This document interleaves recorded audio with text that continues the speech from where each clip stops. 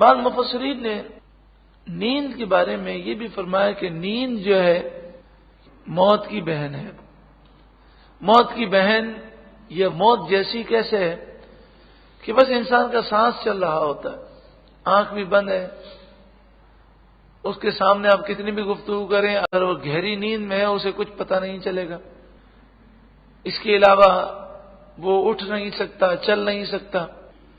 تو اسے دیکھ کر انسان کو مردہ یاد آتا ہے، بلکہ بعض لوگ تو بالکل اسٹریٹ سوئے ہوئے ہوتے ہیں، تو کبھی کبھی تو انسان دیکھ کر ڈر جاتا ہے کہ پتہ نہیں اس کی روح تو پرواز نہیں کر گئی. تو جس طرح اللہ تبارک و تعالی نیند کے بعد دوبارہ اٹھا دیتا ہے اور دوبارہ یہ تصرفات ہمیں عطا ہو جاتے ہیں، اسی طرح رب العالمین مرنے کے بعد ہمیں دوبارہ زندہ فرمائے گا. وَهُوَ الْقَاهِرُ فَوْقَ عِبَادِهِ، وہی رب ہے جو قاہر ہے، غالب ہے اپنے بندوں پر. وہ جو چاہے کرے، وہ جسے عذاب دے وہ عدل ہے، اور جسے انعام دے وہ اس کا فضل ہے. ہمارا کوئی کمال نہیں ہے، ہمارا کوئی حق نہیں بنتا، یہ اس کا فضل ہے. وَيُرْسِلُ عَلَيْكُمْ حَفَظًا، اور وہ تم پر نگہبان بھیجتا ہے، کرامن کاتبین، کہ جو آ کر وہ کندھوں پر بیٹھ کر لکھتے ہیں. اس کے علاوہ ہر مومن کے ساتھ حفاظت وہ کرنے والے فرشتے ہیں. جب تک موت کا اٹل وقت نہ آ جائے وہ فرشتے اپنی ڈیوٹی پوری انجام دیتے ہیں، اور جب موت کا وقت آتا ہے تو انہیں بلا لیا جاتا ہے، اور پھر موت کا ایک بہانہ بن جاتا ہے. حتیٰ یہاں تک کہ اذا جاء احدکم الموت، جب تم میں سے کسی کے پاس موت آتی ہے، توفتہ رسولنا، تو ہمارے رسول یعنی فرشتے اس کی روح قبض کرتے ہیں.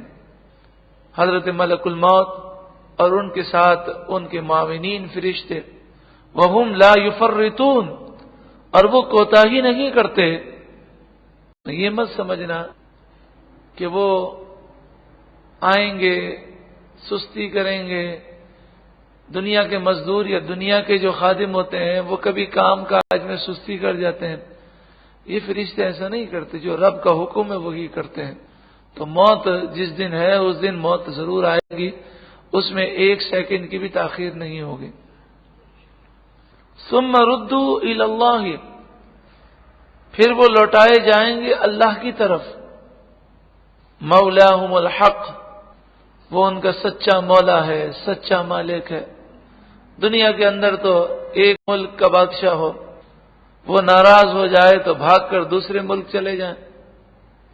ایک علاقے کا کوئی بڑا شخص ناراض ہو جائے تو انسان علاقہ چھوڑ کر بھاگ جائے.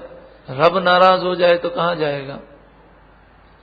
ساری کائنات کا وہی بادشاہ ہے، سب کا وہی مالک ہے. الا لہ الحکم، سن لو حکم اسی کا ہے، فیصلہ اسی کا ہے. وہو اسرع الحاسبین، اور وہ بہت جلد حساب لینے والا ہے.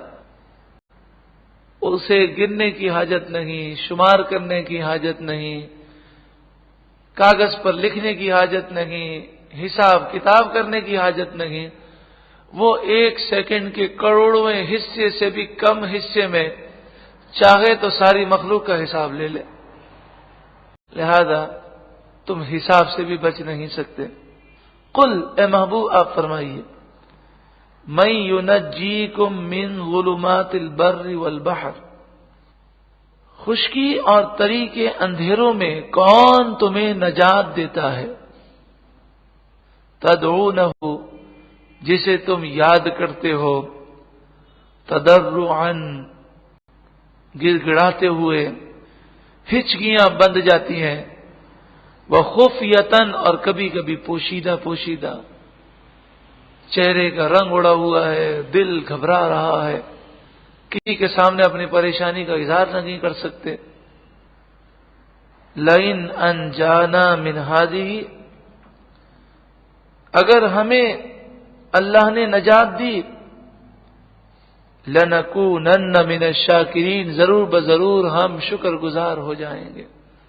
ہر کوئی اسی طرح کا سوچتا ہے، بس پھر اب کبھی ایسی حرکت نہیں کروں گا، میرا یہ کام ہو جائے، یہ مصیبت دور ہو جائے. قل اللہ، آپ فرمائیے اللہ تعالی ینجیکم منہا، تمہیں اس پریشانی سے نجات دیتا ہے. ومن کل کرب، اور تمہیں ہر تکلیف سے اللہ ہی نجات دینے والا ہے. حقیقی طور پر ڈوب رہے ہو اور کوئی آ کر تمہیں نکال بھی دے، تو اگر اللہ نہ چاہے تو کوئی نکال سکتا ہے؟ تو یہ اللہ کا کرم ہے. ثم انتم تشرکون، اس کے باوجود پھر تم شرک کرتے ہو، جھوٹے خداؤں کی پوجا کرتے ہو، تم نے جھوٹے الہ اور معبود بنائے ہوئے ہیں. قل، اے محبوب آپ فرمائیے، هو القادر، وہ رب قادر ہے، علی ان یبعث علیکم عذابا من فوقکم، کہ وہ عذاب تمہارے اوپر سے بھیجے. یہ آیت کریمہ ہلا دینے والی آیت کریمہ ہے. وہ قادر ہے، جب چاہے اوپر سے عذاب بھیج دے، بارش کو عذاب بنا دے، آندھی کو عذاب بنا دے، گرمی کو عذاب بنا دے. کوئی ستارہ ٹوٹ جائے، وہ نیچے آئے اور زمین کو تباہ کر دے. کئی مواقع پر آپ نے سنا ہوگا کہ ستارہ ٹوٹ گیا، اس کا ایک ٹکڑا اتنا بڑا ہے کہ وہ جس علاقے سے اگر ٹکرائے گا تو اتنے شہر ہمیشہ کے لیے مٹ جائیں گے. پھر یہ کہا جاتا ہے کہ اس کا رخ چینج ہو گیا اور وہ سمندر میں گر گیا. تو یہ رب کا کرم ہے. او من تحت ارجلکم، وہ اس پر بھی قادر ہے، یا عذاب تمہارے پاؤں کے نیچے سے آئے، زلزلہ آ جائے، زمین دھس جائے، عذاب تمہارے پاؤں کے نیچے سے آ جائے. او یلبسکم شیعا، یا وہ تمہیں ٹکڑے ٹکڑے کر کے آپس میں لڑا دے، لڑائی جھگڑے ہو جائیں. تو اللہ تینوں پر قادر ہے. جب وہ ان تینوں عذاب دینے پر قادر ہے، یہ تین عذاب دینے پر قادر ہے، اور وہ ہر چاہت پر قادر ہے، تو ڈرنا چاہیے. ایک حقیقت ہے کہ محبت دولت سے قائم نہیں کی جا سکتی، محبت اللہ کی عطا ہے. جب انسان اللہ کی مسلسل نافرمانیاں کرتا ہے تو اللہ تعالی محبتوں کو نفرت سے بدل دیتا ہے. سوچئے کہ جس شادی کی بنیاد میں اتنے گناہ کیے جائیں، اس شادی کے بعد برکتیں اور محبتیں کہاں سے مل سکتی ہیں؟ جس بچے کی پیدائش پر اتنے گناہ کیے جائیں، جس بچے کی تربیت میں اتنے گناہ کیے جائیں، وہ بچہ بڑا ہو کر ماں باپ کی آنکھوں کی ٹھنڈک کیسے بن سکتا ہے؟ وَيُذِيقَ بَعْضَكُمْ بَأْسَ بَعْضٍ، اور اللہ تعالی تمہارے ایک کو دوسرے کی سختی چکھائے، آپس میں لڑائیاں ہو جائیں. تو آج جو دہشت گردیاں ہیں، چوری ڈکیتیاں ہیں، یہ ہمارے گناہوں کا نتیجہ ہے. اللہ تعالی ہمیں سچی پکی توبہ کی توفیق عطا فرمائے. آئیے ہم رب کی بارگاہ میں توبہ کریں. توبہ کا طریقہ کیا ہے؟